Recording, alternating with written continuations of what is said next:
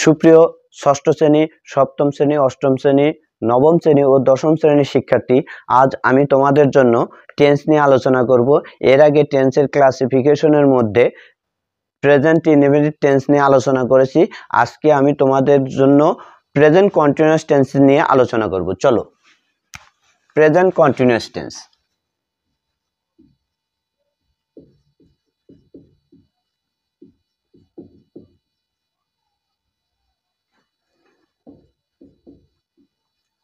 Present continuous tense. আচ্ছা, present continuous tense কাকে বলে? বর্তমানে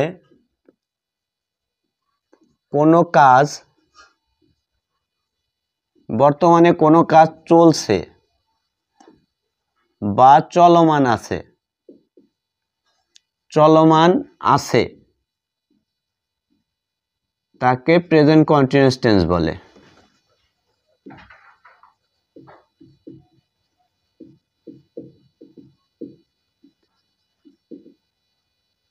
কন্টিনিউয়াস টেন্স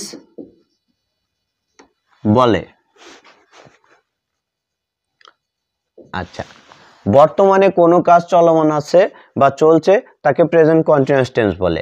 আমরা চিনিবার উপায় দেখি।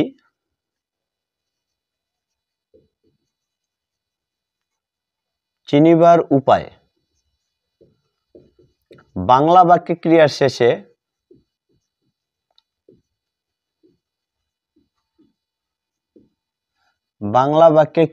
শেষে তেসি, তেসো, তেসি, তেসে, তেসো, তেসেন, ছয় ছয় হর্ষি, ছয় ছয় একার, ছয় ছয় একার দন্তন্য, ছয় ছয় ওকার, ছয় ছয় ওকার, তারপরে ছয় হর্ষি, ছয় একার, ছয় ওকার, ছয় একার দন্তন্য ইত্যাদি থাকে। আচ্ছা, একটু বুঝে বলি। এখানে তেসি, তেসো, তেসেন এটা হচ্ছে সাধু ভাষা, আর চলতি ভাষা ছয় হর্ষি, ছয় ছয় হর্ষি, ছয় ছয় একার, এগুলো হচ্ছে সাধু ভাষা। তোমরা একটু খেয়াল করবে, এগুলো থাকবে।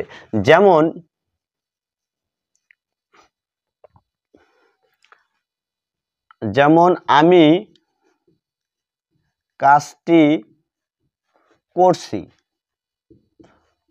করছি, ছয় হর্ষি আছে, অথবা আমরা বলতে পারি করিতেছি, তেসি আছে, তাহলে অবশ্যই এটা প্রেজেন্ট ইনডেফিনিট টেন্স। এবার আমরা যাই স্ট্রাকচারে। স্ট্রাকচার মানে বাংলায় বলে গঠন, ইংরেজিতে স্ট্রাকচার। এখন স্ট্রাকচারটা একটু কেমন হবে? Affirmative, F. আমি পুরো শব্দের বানানটা, অ্যাফার্মেটিভের পুরো বানানটা প্রেজেন্ট ইনডেফিনিট টেন্সে দেখিয়েছি। এখান থেকে আমি এখন আর পুরো বানান দেখব না, শুধু সংক্ষেপে যে বানানগুলো সেগুলো লিখব। সংক্ষেপে প্রথম 2-3টা অক্ষর লিখব। আচ্ছা, অ্যাফার্মেটিভে প্রথমে সাবজেক্ট, অর্থাৎ হ্যাঁ বোধক বাক্যে কেমন হবে? Subject plus am is are, এখানে সাহায্যকারী ভার্ব থাকবে শুরুতেই, am is are, plus verb এর সাথে আইএনজি, ভার্বের সাথে আইএনজি, প্লাস অবজেক্ট অথবা এক্সটেনশন অথবা কমপ্লিমেন্ট, এই কয়টা জিনিস থাকবে। আচ্ছা, এখন আমি কাজটি করছি, I am doing the work, আমি কাজটি করছি। তাহলে এখানে আই এর সাথে am হলো, I am doing the work, আমি কাজটি করছি। এখন তোমরা একটু খেয়াল করো, এই যে সাহায্যকারী ভার্ব am is are, এটা কোন ক্ষেত্রে ব্যবহার করা হয়? শুধু আয়ের ক্ষেত্রে am। নোটটা একটু খেয়াল করো তোমরা, এই নোটটা একটু মনে রাখবে। শুধুমাত্র আই এর সাথে আই এর সাথে এম সিঙ্গুলার সাবজেক্টের সাথে সিঙ্গুলার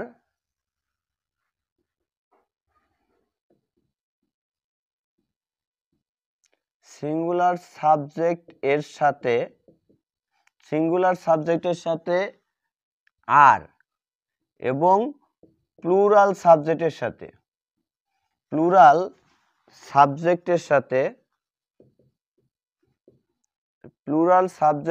সাথে আর বসে। আচ্ছা, এই কথাটা কেন লিখলাম? কারণ হচ্ছে যদি তুমি সাবজেক্টের সাথে ভার্বটা সঠিকভাবে যদি না বসাতে পারো তাহলে ওই বাক্যটা গঠনে তোমার ভুল হবে। আমাদের জাগতিক সংসারে যেমন স্বামীর কথা মতো স্ত্রী চলে, ঠিক এটাও এই একই রকম। সাবজেক্ট হতেছে স্বামী আর সাবজেক্ট অনুসারে ভার্ব বসবে, আর এই ভার্বটা হতেছে স্ত্রী। তোমরা এই কথাটা একটু খেয়াল করবে, সাবজেক্ট অনুযায়ী ভার্ব বসবে। সাবজেক্ট যদি সিঙ্গুলার হয় ভার্বও সিঙ্গুলার হবে, সাবজেক্ট প্লুরাল হলে ভার্বও প্লুরাল হবে। কথাটা একটু মনে রাখবে। আচ্ছা, এখন আমরা যাব নেগেটিভ বাক্যে। স্ট্রাকচার নেগেটিভ, প্রথমে subject plus am is are plus verb সাথে ING plus object. Sorry, negative বাক্য তো এখানে তো নট হবে, তারপরে নট, তারপরে ভার্ব বিইআরবি ভার্ব প্লাস ভার্বের সাথে আইএনজি প্লাস অবজেক্ট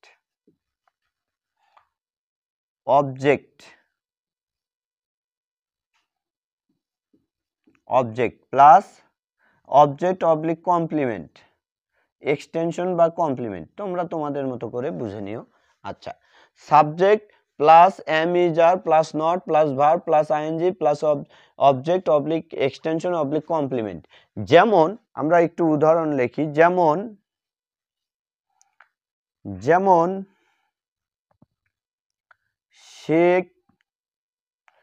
সে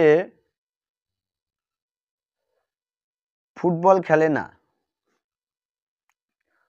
সে ফুটবল খেলছে না হবে এখানে, খেলছে না বা খেলিতেছে না। সে ফুটবল খেলছে না বা খেলিতেছে না, তাহলে কি হবে? প্রথমে সাবজেক্ট হি এই যে সাবজেক্ট, তার এই সাবজেক্টের পরে আছে কি এম ইজ আর, তাহলে হি এর সাথে কি হবে? হি একটা সাবজেক্ট, তাহলে হি ইজ প্লের সাথে আবার আইএনজি প্লেইং, এই যে ভার্ব প্লাস আইএনজি, তারপর আছে অবজেক্ট ফুটবল, সে ফুটবল খেলে না, তাহলে হি একইভাবে ভুল, হি এর পরে নট হবে এখানে, ইজ নট প্লেইং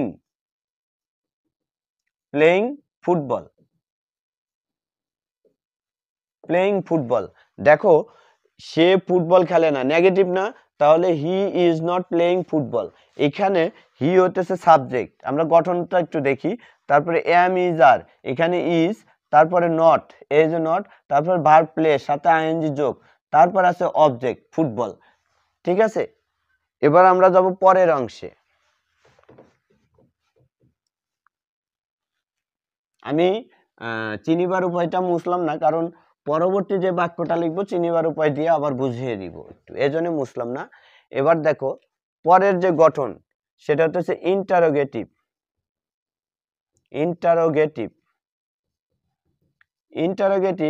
প্রথমে এম ইজ আর, আচ্ছা, তারপরে plus subject, am is are subject plus verb এর সাথে আইএনজি, প্লাস দিয়ে আইএনজিও লেখা যায়, আইএনজি প্লাস অবজেক্ট বা এক্সটেনশন বা কমপ্লিমেন্ট। এবং একটা প্রশ্নবোধক হবে। ইন্টারোগেটিভ, যেহেতু ইন্টারোগেটিভ বাক্য সেহেতু প্রশ্নবোধক চিহ্ন হবে, কোশ্চেন মার্কস। আচ্ছা, যেমন যেমন সে কি গান গাইতেছে, সে কি গান গাইতেছে, প্রশ্নবোধক চিহ্ন। দেখো এখানে সে কি গান গাইতেছে, তাহলে প্রথমে এম ইজার, সে কে, মেয়ে, অবশ্যই মেয়ে, তাহলে একজন, থার্ড পারসন, তাহলে এখানে একজন হলে ইজ হবে, ইজ শি, সিং, সাথে ING, singing, is she singing a song, সে কি গান গাইতেছে। তাহলে দেখো এখানে গঠন অনুসারে ইজ সাহায্যকারী ভার্ব প্রথমে আসবে, তারপরে কি সাবজেক্ট সি, তারপরে ভার্ব সাথে আইএনজি, এই যে সিং সাথে আইএনজি, তারপরে আছে অবজেক্ট এ সং। ঠিক আছে, তারপরে আমরা পরের গঠনে যাই, negative plus interrogative. Negative plus interrogative, প্রথমে অ্যামেন্ট, তারপরে ইজেন্ট অথবা আরেন্ট, অ্যামেন্ট ইজেন্ট আরেন্ট, তারপরে সাবজেক্ট প্লাস ভার্ব সাথে ING plus object oblique extension oblique complement. আচ্ছা, এখন দেখো যেমন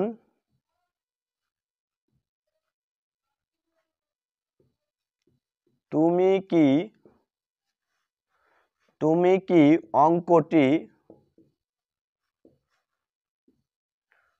করিতেছ না, তুমি কি অঙ্কটি করিতেছ না, এখানে নেগেটিভ প্লাস ইন্টারোগেটিভ, তুমি কি এবং না, নেগেটিভ প্লাস ইন্টারোগেটিভ, তুমি কি অঙ্কটি করিতেছ না, তাহলে ইউ এর সাথে কি হবে আর, তাহলে aren't you doing the sum, aren't you doing the sum, তুমি কি অঙ্কটি করিতেছ না। একটু খেয়াল করো, এখানে আরেন্ট যদি আমরা ভেঙে লিখি তাহলে কিভাবে লেখা যায়, আর ইউ নট, কারণ তোমাদের এর আগেও প্রেজেন্ট ইনডিফিনিট টেন্সে কিন্তু আমি এই কথাটা বলেছি, সাবজেক্ট যদি প্রোনাউন হয় সেক্ষেত্রে ভেঙ্গা লিখলে, নটটা ভাঙা লিখলে নট সাবজেক্টের পরে বসে, আর সাবজেক্টটা যদি নাউন হয়, যেমন এই ইউটা যদি নাউন হতো, করিম হতো, তাহলে নট যদি ভেঙে লিখতে তাহলে আর নট সাবজেক্টের আগে না নটটা হতো। ঠিক আছে, তোমাদের এই কথাটা জাস্ট আমি একটু স্মরণ করা দিলাম, নেগেটিভ এবং ইন্টারোগেটিভ বাক্যে এই কথাটা মনে রাখবে। হ্যাঁ, আচ্ছা, এবার একটা নোট লেখো। নোটটা কি,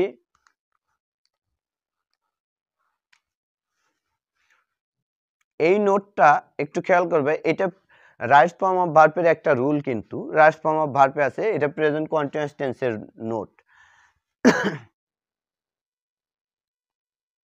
যদি কোনো বাক্যে নাও, at present, at this moment,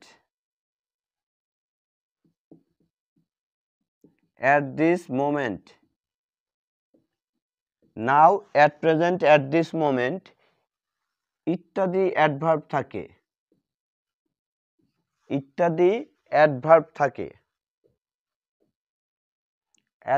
থাকে, তাহলে বাক্যটি প্রেজেন্ট কন্টিনিউয়াস টেন্স হয়। প্রেজেন্ট কন্টিনিউয়াস টেন্স হয়। প্রেজেন্ট কন্টিনিউয়াস টেন্স হয়, কথাটা একটু মনে রাখবে। Now, at present, at this moment ইত্যাদি অ্যাডভার্ব যদি কোনো বাক্যে থাকে তাহলে সেই বাক্যটা প্রেজেন্ট কন্টিনিউয়াস টেন্স হয়। যেমন বর্তমানে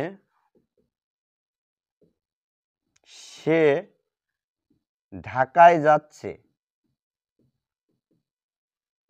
বর্তমানে সে ঢাকায় যাচ্ছে। এই যে 6 একার 6 আছে, এই যে 6 বর্তমানে সে ঢাকায় যাচ্ছে। তাহলে কি হবে? Now he is going to Dhaka. Now he is going to Dhaka. বর্তমানে সে ঢাকায় যাচ্ছে, তাহলে এটা প্রেজেন্ট কন্টিনিউয়াস টেন্স। ধন্যবাদ শিক্ষার্থীরা, আজকের মতো প্রেজেন্ট কন্টিনিউয়াস টেন্স এখানেই শেষ। পরবর্তী ক্লাসে আমি পরবর্তী টেন্স নিয়ে আলোচনা করব।